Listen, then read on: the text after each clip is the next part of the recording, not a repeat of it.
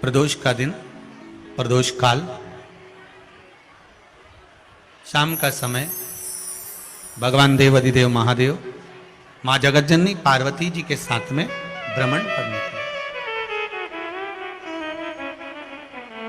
देखिए, अगर प्रदोष का व्रत नहीं कर सकते, प्रदोष के दिन आप व्रत नहीं कर सकते, मान लो आपसे भूखा नहीं रहा जाए, प्रदोष का व्रत नहीं कर सकते, प्रदोष के दिन आप भूखे नहीं रह सकते, मंदिर भी नहीं जा सकते, दिया भी नहीं लगा सकते, तो शिव महापुराण की कथा कहती है कि प्रदोष के दिन, प्रदोष काल में अपने ही दरवाजे के पास में देवाधिदेव महादेव का स्मरण कर लक्ष्मी की वृद्धि के लिए, कार्य सिद्धि के लिए, संपदा को प्राप्त करने के लिए आप अपने ही दरवाजे के पास में एक दीप लगा सकते हो। कौन से दिन? प्रदोष के।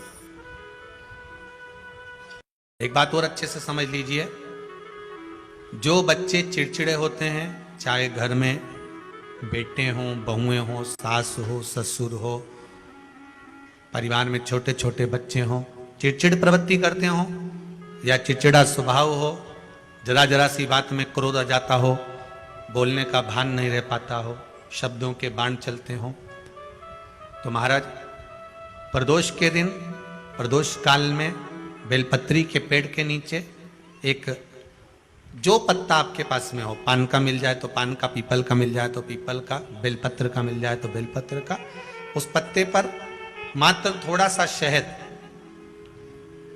और 7 दाने चावल के रखकर घी का दिया लगा दो महाराज, और थोड़ा सा जल हाथ की अंजलि में लेकर भगवान देवाधिदेव महादेव का स्मरण कर कर कि इस बेलपत्री के वृक्ष के नीचे माता लक्ष्मी, पार्वती, सरस्वती विराजमान है। इसी बेलपत्री के पेड़ के नीचे मेरे देवाधिदेव महादेव का 12 ज्योतिर्लिंग का स्वरूप प्रकट है। उनका स्मरण कर कर जल चढ़ा दीजिए और उसका स्मरण कर लो जो चिड़चिड़ प्रवृत्ति करता हो, क्रोध करता हो, जिसको बोलने का भान नहीं होता हो, सम्मान नहीं देता हो, अपशब्द कहते हो, उनका स्मरण कर कर आप छोड़ेंगे। एकदम एक प्रदोष करेंगे, दूसरे प्रदोष तक तो आपको कोई दिक्कत ही नहीं। 2-3 प्रदोष कर कर देखिए, बाबा कृपा करें। बच्चों को पढ़ने का कह रहे हो, पढ़ने बैठो, पढ़ने बैठो, पढ़ने बैठो, पढ़ने बैठो, तो एक आध प्रयास बच्चों के लिए भी कर लिया करो कि भाई ठीक है। जैसे वैकुंठ चतुर्दशी वाला उपाय हमारे YouTube पर भी डला हुआ है, आप उसको निकाल कर सुनना, वैकुंठ चतुर्दशी के दिन प्रयास करना, बच्चे लोग विद्या में प्रबल होंगे।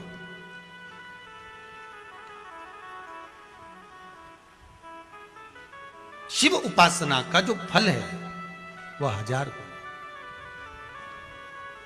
ब्राह्मण देवता आज मंदिर के दरवाजे पर बैठे हुए थे, मंदिर की बुआरी लगाकर बेलपत्री को उठाकर एक बोरे में, एक बारदान में, एक झोले में भर रहे थे।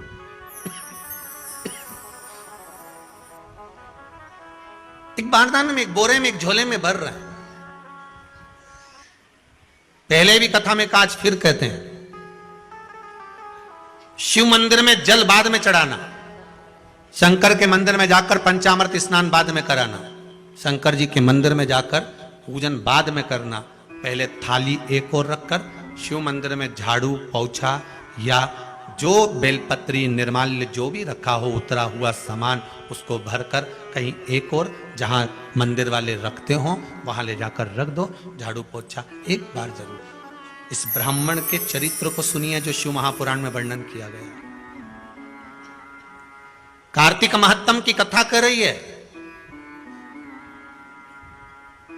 कार्तिक मास में पड़ने वाले प्रदोष के दिन महाराज वो ब्राह्मण बेलपत्री को उठा उठाकर बारदान में भर रहा था।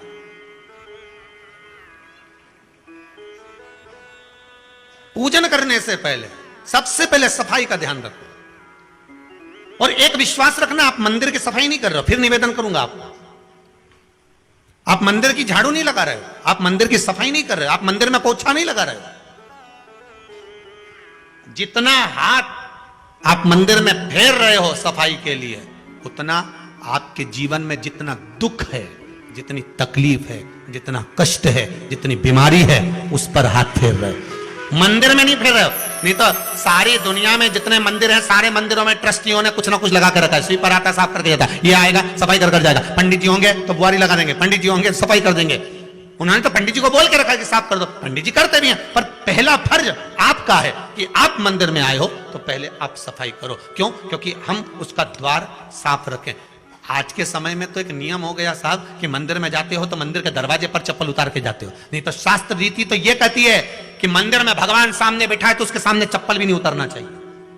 तो कई लोग कहते हैं मंदिर के अंदर थोड़ी ना उतारा, हम तो जीने से भी बाहर, एकदम गेट के बाहर वहां उतार, पर सामने तो है ना, सम्मुख में तो है।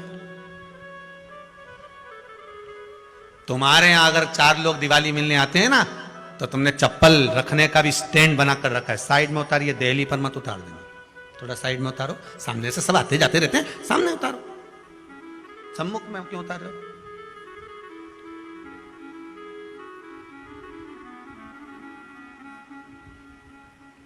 थोड़ा द्वार पे से दूर उतारिए।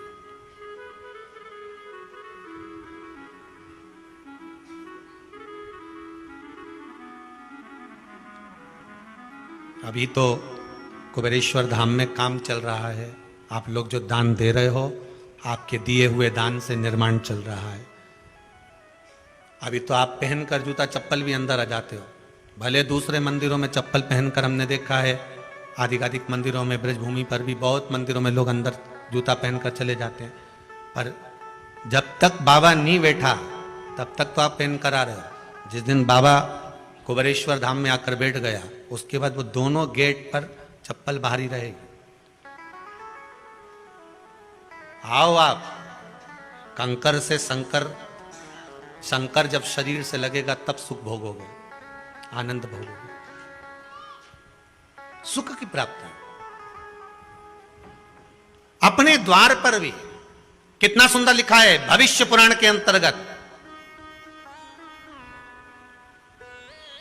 और विष्णु पुराण में भृगु बाबा का चरण का चिन्ह भगवान विष्णु की छाती पर रहा। भगवान विष्णु की छाती पर भृगु बाबा के चरण का चिन्ह रहा।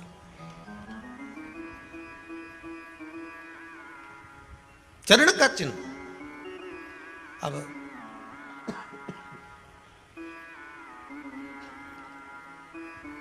भविष्य पुराण में लिखा है कि अगर हम मंदिर के द्वार पर घर के चौखट के एकदम सामने चप्पल उतार देते हैं, 7 बार दिन भर में से, कितनी बार? 7 बार विष्णु पुराण कहती है ऐसा कोई दिन नहीं होता जिस दिन दरवाजे पर 7 बार लक्ष्मी आकर खड़ी नहीं होती हो। कल एक कथा कही थी आपको कि प्रत्येक मनुष्य के भाग्य में सुख लिखा है, केवल मंथन करना।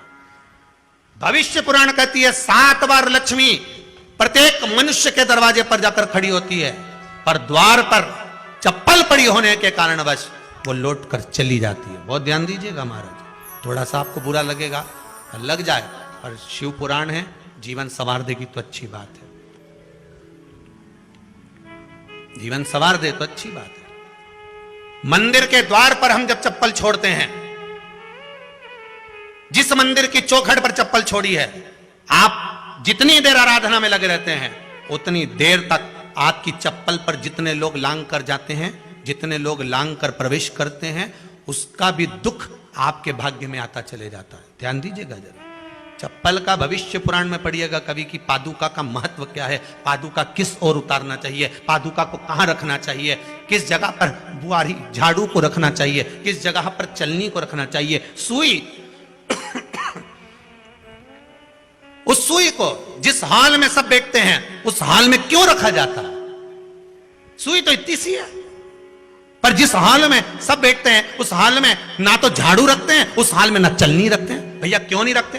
कारण क्या है कि जिस हाल में सब बैठकर बात करें, आवक जावक की बात हो, व्यापार की बात हो, लक्ष्मी की बात हो, प्रेम स्नेह की बात हो, आपस में बैठकर सब चर्चा कर रहे हो, अगर वहां छलनी होगी, झाड़ू होगी, तो बैठे बैठे बात करने में विवाद चालू हो जाएगा। 15-20 मिनट तुमने बहुत प्रेम की बात करी, अच्छे से बात करी, पति पत्नी बहुत प्रेम की बात कर रहे थे, मालूम पड़े बात करते करते से कब झगड़ा उत्पन्न हो जाए तो समझ में नहीं आया। हमारी बहू को क्या हो जाता है, बैठे बैठे बात करते करते झगड़ा कर देती है, जरा सी बात में झगड़ा चालू हो जाता है। कारण क्या है, जिस हाल में तुम बैठ रहे हो, जिस कमरे में तुम बैठ रहे हो, जिस हाल के अंदर सब बैठकर चर्चा करते, बात करते, चित्त करते, आपस में बैठकर सब लोग एक दूसरे के बातचीत करने बैठे हैं, आय व्यय देखने बैठे हैं, दुकान व्यापार की बात करने बैठे हैं, उस जगह पर भी झगड़े का क्रम कहां से आ गया, एक ना एक का मुंह क्यों फूल गया, कारण क्या था, कोई बात टेंशन क्यों आ रहा है, मतलब उस हाल में या तो चलनी रखी है या झाड़ू रखी है, भले तुमने सोफे के नीचे फंसा दियो, भले तुमने पीछे फंसा दियो, पर पड़ी जरूर है, रखी जरूर है, कहीं ना कहीं पड़ी होगी।